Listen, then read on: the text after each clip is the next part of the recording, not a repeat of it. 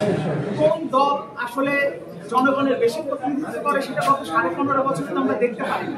সুতরাং তার আগে যদি তাদের কোনো হিসেব নিকেশের কারণে তারা মনে করেন তারা জনগণের বেশি প্রতিনিধিত্ব করেন বলে তাদের এখানে ফ্লোর বেশি পাওয়া উচিত, সেটা আসলে কোনোভাবে বাস্তবসম্মত নয়। দ্বিতীয় বিষয় হলো, গত 15.5 বছরে একটা দল, একটা ফ্যাসিস্ট রেজিম এখানে ক্ষমতায় ছিল, ফলে ক্ষমতার সুবিধাভোগী হিসেবেও তাদের একটা সমর্থন আছে।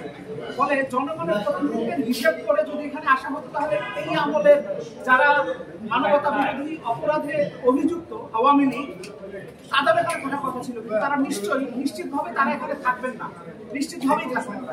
ফলে আসলে জনগণের প্রতিনিধিত্ব হিসেবে এখানে কেউ বেশি কথা বলতে পারবেন কিংবা তার কথাকে আসলে প্রাধান্য দেওয়া হবে, সেটা আমরা কোনোভাবে মনে করি না।